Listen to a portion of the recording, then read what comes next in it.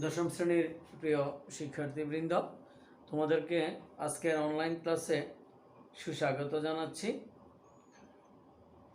ইতিপূর্বে আমরা এই 13.1-এর দুটি পার্টে ক্লাস করেছি, আজকে তৃতীয় পার্ট।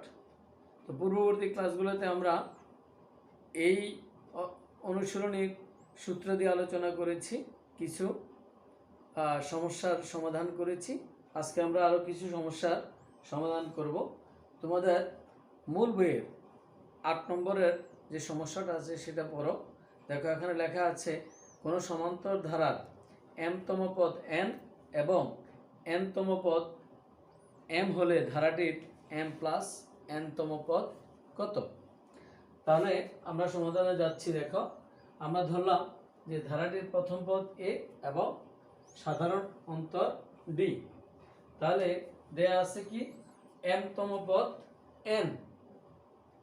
তাহলে m-তম পদের সূত্র কি a plus m-1 into d। কারণ তোমরা জানো যে ইতিপূর্বের পাঠে আমরা আলোচনা করেছি যে n-তম পদ a plus n-1 into d। n-তম পদ হলে n-1, m-তম পদ হলে m-1, p-তম পদ হলে p-1, শুধু এই জায়গায় চেঞ্জ হবে। তাহলে a plus m-1 into d equal to n। আমরা a রাখছি, তারপরে গুণ করে দিয়েছি md minus d is equal n। এটা 1 নম্বর সমীকরণ। অনুরূপভাবে n-তম পদ সমান হচ্ছে m। তাহলে m-তম পদের সূত্র হচ্ছে a plus n-1 into d equal to n। a plus d দিয়ে গুণ করেছি nd minus d is equal m। তাহলে আমরা এই যে দুইটা সমীকরণ পেলাম। এখন আমরা এই দুইটা সমীকরণকে কি করব? এখন a plus md minus d is equal n, a plus nd minus d is equal m। আমরা এই দুইটা সমীকরণকে বিয়োগ করব। প্রথম সমীকরণ দ্বিতীয় সমীকরণ তোমরা জানো, বিয়োগ করলে চিহ্নগুলো চেঞ্জ হয়ে যায়। তাহলে এখন কি হলো, এখানে a কাটা থাকবে md minus nd is equal n minus n। বা আমি যদি এখান থেকে d কমন নিই m মাইনাস n, যেহেতু এখানে m মাইনাস n, তাহলে এখানে আছে n মাইনাস n। তাহলে আমি কি করব? -1 কমন নিব। কোন কি হয়ে যাবে? চিহ্ন পরিবর্তন হয়ে m মাইনাস n। এখন উভয় পাশে যদি m মাইনাস n আমি বিয়োগ করি, তাহলে d এর মান হচ্ছে -1। তাহলে আবার তুমি প্রশ্নের দিকে আবার তাকাও, তাকিয়ে দেখো ওখানে কি লেখা আছে। এখানে লেখা ছিল যে m প্লাস n-তম পদ, m প্লাস n-তম পদ। আমি একটু আগে বলেছি যে তাহলে সূত্রটা কি বলছিলাম, n-তম পদ হলে n-1, m-তম পদ হলে m-1, যেটা আমরা পূর্ববর্তী লিখেছি। এবার যদি m প্লাস n-তম পদ হয়, তাহলে a plus m plus n-1 into d, a plus m plus n-1 into d। আমরা গুণ করে দিয়েছি md nd মাইনাস d।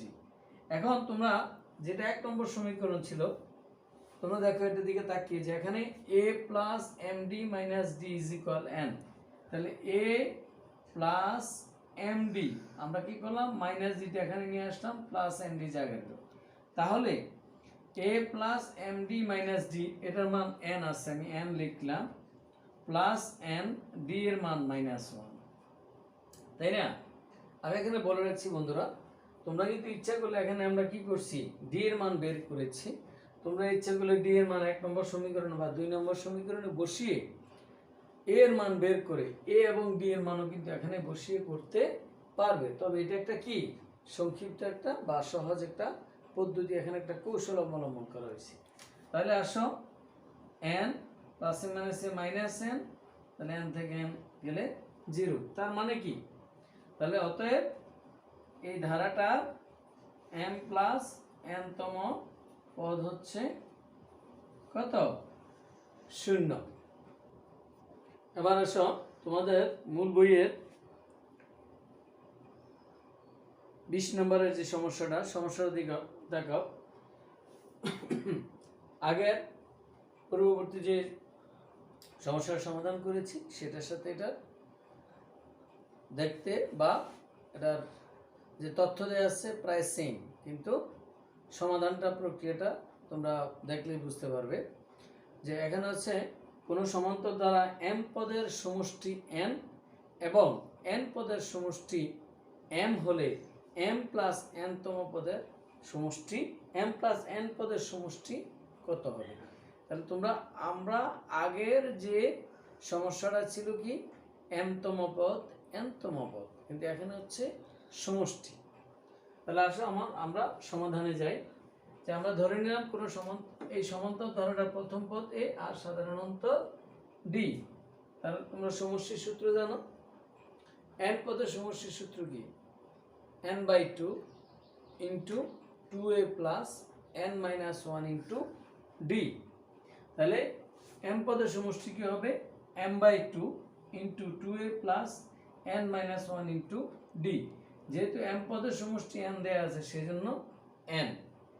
এবার লক্ষ্য করো যে এইটা আমি শর্ট গুণ করে বলছি, যেহেতু এই 2টা গুণ নিচে ভাগাকার আছে, 2 n এর সাথে গুণ হবে 2n, আর m দিয়ে 2 এর গুণ করলে 2am, m দিয়ে n এর গুণ করলে mn, আবার d দ্বারা গুণ করলে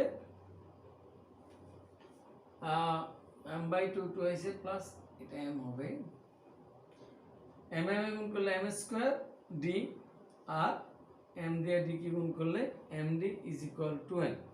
ঠিক একইভাবে n-তম পদের সমষ্টি হচ্ছে m, n/2 2a plus n-1 into d is equal m।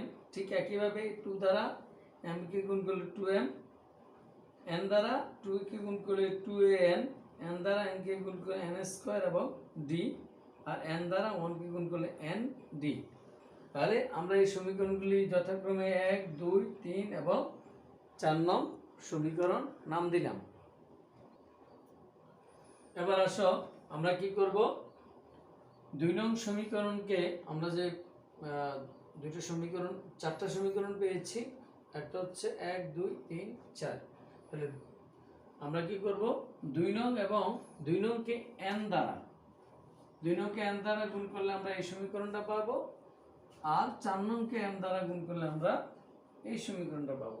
কারণ আমরা কি করব, আমরা এই সমীকরণ দুইটাকে বিয়োগ করব। তোমরা দেখো বিয়োগ করলে 2amn বাদ যাবে, m square nd minus n square md। আর তোমরা তো জানোই যে আমরা যখন বীজগণিতের বিয়োগ করব তাহলে নিচের রাশিগুলির চিহ্ন পরিবর্তন হয়।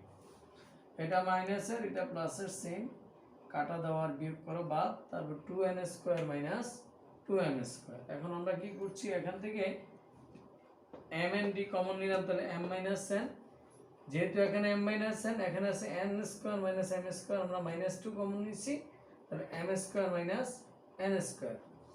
তারপরে mnd m minus n minus 2, ওখানে m plus n into m minus n।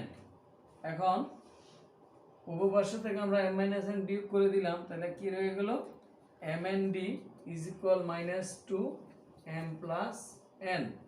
অতএব d is equal -2 m plus n by m n। তাহলে আমরা কি পেয়েছি, d এর মান পেয়েছি। এবার আমরা কি করব, d এর মানটাকে 1 নং সমীকরণে বসিয়ে দিয়ে আমরা a এর মান বের করার চেষ্টা করব। লক্ষ্য করো, তাহলে 1 নম্বর সমীকরণটা ছিল কি m/2 2a plus m-1 into d। আমরা d এর মান বসিয়ে দিলাম, -2 m plus n by mn is equal n। এখন কি করব দেখো, এখানে এটা গুণ হিসেবে আসছে, আমরা জানি গুণ হিসেবে যদি সমান চিহ্নের এই পাশে থাকে ওই পাশে ভাগ হয়ে যাবে, মানে উল্টিয়ে যাবে। তাহলে এই 2টা উপরে যাবে 2n আর m টা নিচে আসলো। আর এখানে আমি কি লিখলাম 2a প্লাসে মাইনাসে মাইনাস 2 দিয়ে m মাইনাস 1 m প্লাস 1 গুণ আর নিচে mn রয়ে গেল।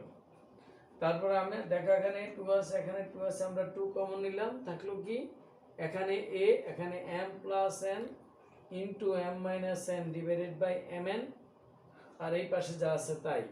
এবার এখান থেকে 2 দুই পাশ থেকে সমান চিহ্ন উভয় পক্ষ থেকে আমরা 2 বাদ দিয়ে দিলাম, তাহলে কি হলো a minus m plus n m minus n by mn is equal n by m।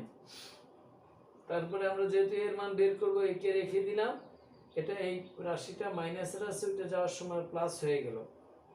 Next আমরা কি করলাম, এই যে দুইটা রাশি লসাগু করলাম mn, তোমরা জানো m দিয়ে ভাগ করলে এখানে n হবে, n দিয়ে n স্কয়ার গুণ, আর mn দিয়ে ভাগ করলে 1 হবে, তাহলে m plus n into m minus n। তাহলে কি দাঁড়ালো আমাদের a মান আমরা কি পেলাম, n square plus m plus n into m minus 1 divided by mn। তাহলে এবার আসো আমরা যেহেতু a এর মান এবং d এর মান বের করেছি, এখন আমরা সূত্র লিখব প্রথম m প্লাস n পদের সমষ্টি, m plus n by 2 2a plus m plus n minus 1 into d, কারণ আমরা n পদের সমষ্টি এই সূত্রটা জানি, n by 2 2a plus n minus 1 into d। যেহেতু এখানে m প্লাস n পদের সমষ্টি, সেহেতু সূত্রটা হবে m plus n by 2 2a plus m plus n minus 1 into d। তোমরা অবশ্যই মনোযোগ সহকারে দেখবা, কারণ এখানে হিসাবটা একটু জটিল বা একটু লম্বা।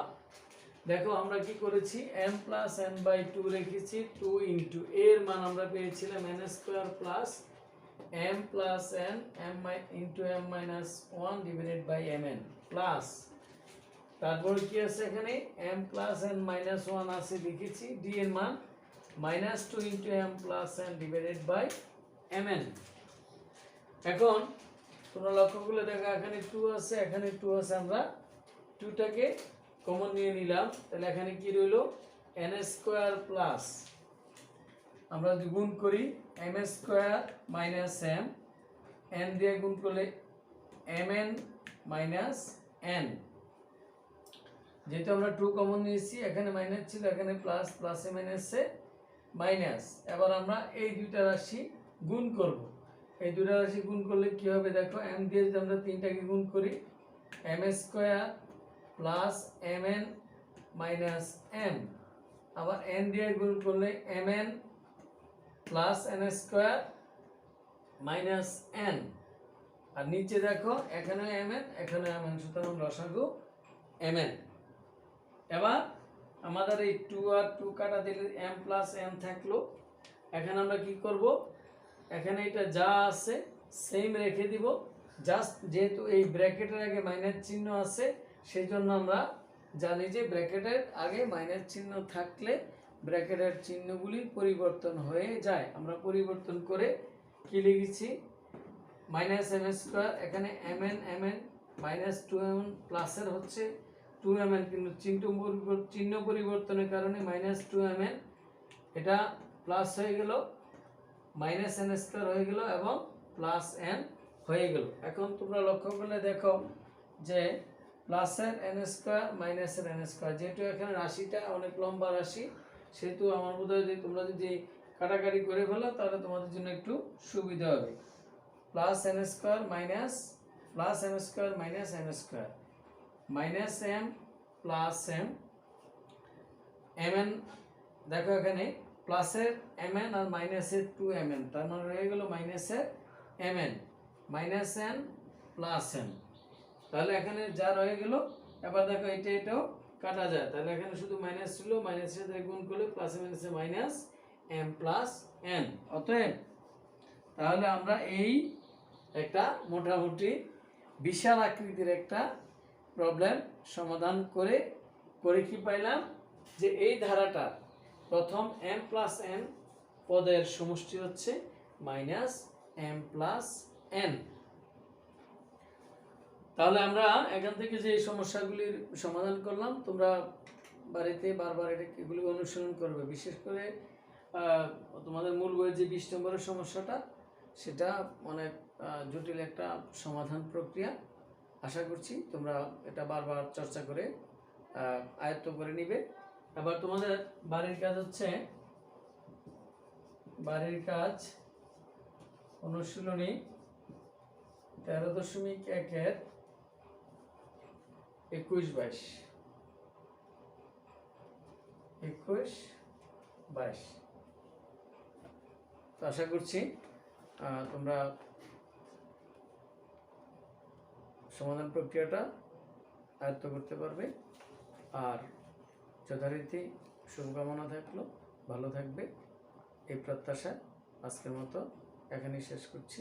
আল্লাহ হাফিজ।